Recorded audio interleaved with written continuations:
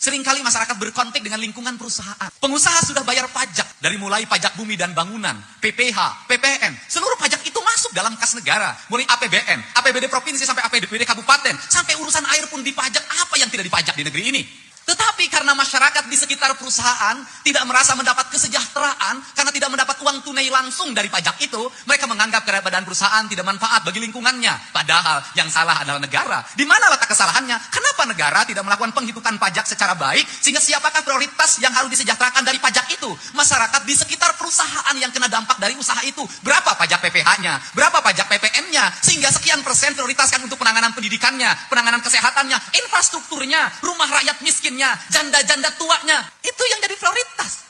Kalau itu dibangun, maka yang terjadi adalah masyarakat di sekitar perusahaan itu akan merasa jalan di tempat saya mulus, rumah-rumah di sini tidak ada yang kumuh, menikmati air bersih gratis dalam setiap waktu, hasil pajak perusahaan di depan rumah kita. Maka yang terjadi adalah ajaran Islam, harmoni. Maka itu yang disebut dengan kalimat silih wangi, silih asa, silih asih, silih asu. Yang dalam kaidah Islam itu bahwa hidup itu harus saling menghidupkan. Hayat, hayun, harus saling menghidupkan, harus saling menghidupkan. Yang sekarang yang terjadi adalah saling mematikan. Preman tidak merasa mendapat jatah, hidupnya merasa tidak sejahtera. Seluruh truk yang lewat harus bayar 100.000. Desa merasa tidak mendapat bagian, maka proposal harus dilayani dalam setiap waktu. Masyarakat merasa tidak punya kebahagiaan kesejahteraan, maka dia harus bergerak. Kalau makin keras tangannya, makin kuat teriakannya, makin dapat gede bagiannya. Kalau kita tidak ngomong, tidak pernah kebagian. Maka terjadilah pengorganisasian orang di berbagai tempat. Semakin kuat organisasinya, semakin banyak jatahnya. Semakin lemah, semakin tidak dilihat orang mempersenjatai diri, menguatkan barisannya. Yang terjadi adalah pertikaian, konflik di berbagai tempat. Orang satu sama lain saling membunuh, baik membunuh usahanya maupun membunuh organisasinya. Allah tidak meridhoi sikap yang seperti ini. Maka saya mengajak pada semuanya, mari kita rubah.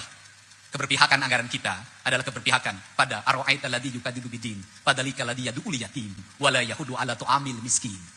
Jangan sia-siakan umroh kita dan haji kita karena ketukan palu kita tidak pernah memperhatikan anak-anak yatim, janda-janda miskin, orang-orang yang tidak punya pekerjaan. Sebenarnya itulah prioritas utama dalam kebijakan negara kita, dalam berpolitik di negara yang berpancasila ini. Semakin banyak anak yatim yang harus disantuni, sesungguhnya kita jangan bahagia, tetapi kita sedih. Negara gagal dalam merawat anak-anak yatim, sehingga masih harus disantuni oleh orang-orang yang kaya. Seharusnya negara merawat anak-anak yatim dalam setiap saat, karena undang-undang dasar mewajibkan itu semua. Fakir miskin dan anak terlantar seharusnya dipelihara oleh negara. Mari kita berpolitik, berpihak pada kepentingan 8 asna. Sudah selayaknya bangsa ini sejahtera. Sudah selayaknya rakyat ini sejahtera. Karena apa? Karena kita sudah bayar semuanya. Kita bayar pajak, kita bayar retribusi, kita bayar zakat, kita bayar infak, kita bayar sedekah. Sudah semestinya sejahtera. Kalau belum sejahtera, mari kita introspeksi, berarti ada yang salah dalam tata kelola keuangan.